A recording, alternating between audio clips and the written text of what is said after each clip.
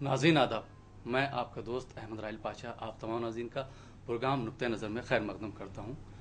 दोस्तों, आज हमारे स्टूडियो में एक बार फिर मौजूद हैं जनाब तज्जाद साहब। नाज़रीन, जैसा कि आप जानते हैं कि यूपी में 5वें मरहले के इंतखाबात हो रहे हैं और आज 13 ज़िलों में करीब 49 सीटों पर इंतखाबात हो रहे हैं, जिसमें 823 उम्मीदवार हैं और 1.5 करोड़ से ज़्यादा लोग जो हैं अपने उम्मीदवार की किस्मत का फैसला करेंगे। सज्जाद साहब, जैसा कि 4 मरहलों में लोगों का मिला जुला रद्द अमल था। जैसे जो चार पार्टियां हैं, कांग्रेस है, बीजेपी है, समाजवादी पार्टी है और बहुजन समाजवादी पार्टी। तो इन पार्टियों का रिजल्ट जो है तकरीबन नाजरीन के हवाले से जो मिला जुला नज़र आता है, वो 5वें मरहले में कहीं ना कहीं कांग्रेस या समाजवादी पार्टी का अब ज़्यादा देखने को मिल रहा है। बीएसपी थोड़ा सा बैकफुट पे और बीजेपी भी बैकफुट पे नज़र आ रही है। इसके बारे में आपका क्या कहना है? देखिए, अब तो इंतखाबात करीबुल ख़त्म है। पाँचवा मरहला आज ख़त्म हो जाएगा शाम तक। फिर उसके बाद छठा मरहला, सातवां मरहला, फिर उसके बाद नतायज। तो एक मानों में तकरीबन इंतखाबी अमल तकरीबन अपनी तकमील को पहुंच रहा है। अब महज 10-15 दिन की बात रह गई है, महज 12-15 दिन की बात रह गई है। उसके बाद सारी तस्वीर साफ हो जाएगी। आज भी वोटर्स में खासा जोश व खरोश देखने में आया।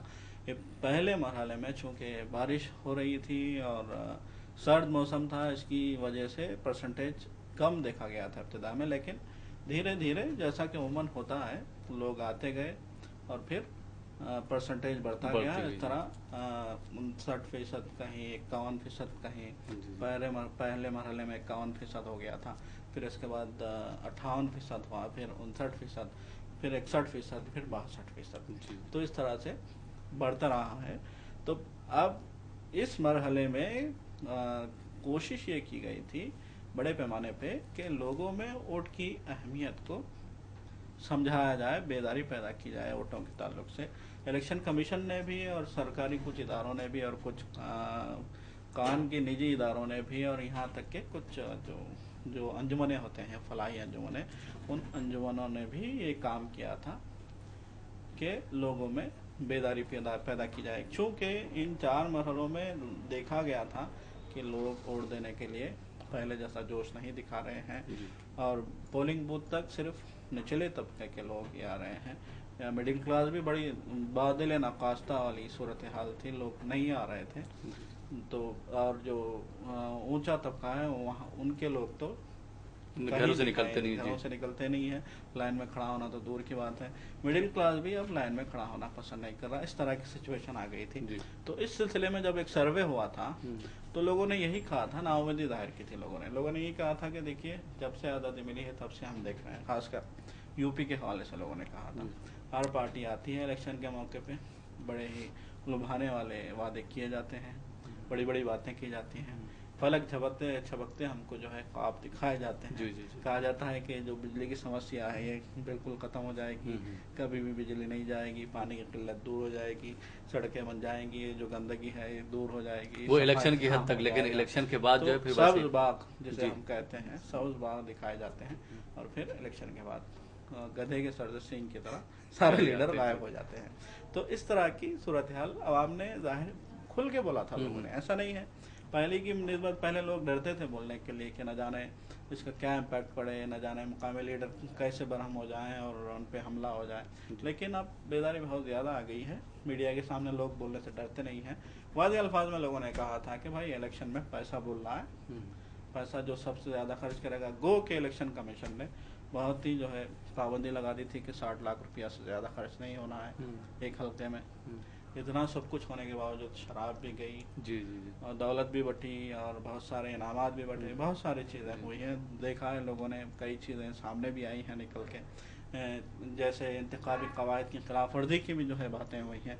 लेकिन चूंकि तीसरी पार्टी के हवाले से किए जाते हैं सारे काम, असल उम्मीदवार सामने नहीं आता है, जी। जी। क्योंकि असल उम्मीदवार अगर सामने आ जाए हाँ तो तो नाअहल करार दिया बिल्कुल जाएगा, बिल्कुल। उसको इलेक्शन से बाहर कर दिया जाएगा। तो ये हुआ। तो बहरहाल इस तरह की बातें इन 4 मरहलों में हमने देखी।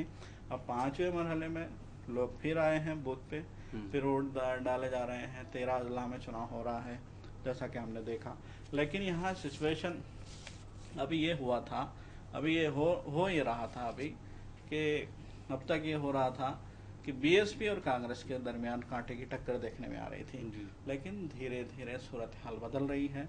अब सिचुएशन एसपी और कांग्रेस के दरमियान आमने है जी। सामने दरमियान हो गई है। एसपी और कांग्रेस के दरमियान कांटे का मुकाबला हो गया।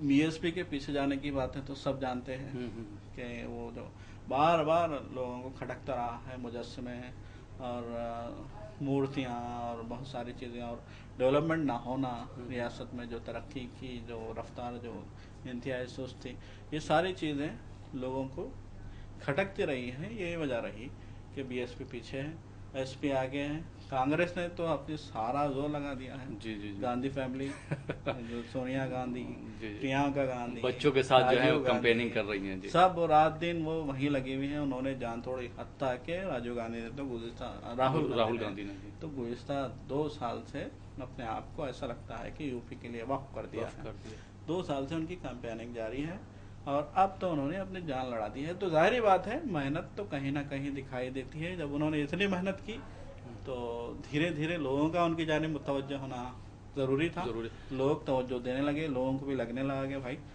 एक बंदा जब इतनी मेहनत कर रहा है, रात दिन हमारे बीच आ रहा है, तो हो सकता है कुछ ना कुछ उम्मीद बने। हो सकता है इनको 22 साल तक हमने इनको दूर रखा है इक़्तिदार से, तो अब इक़्तिदार देखते हैं, तो इस बहाने से हो सकता है कुछ वोट कांग्रेस के पलड़े में जाएं।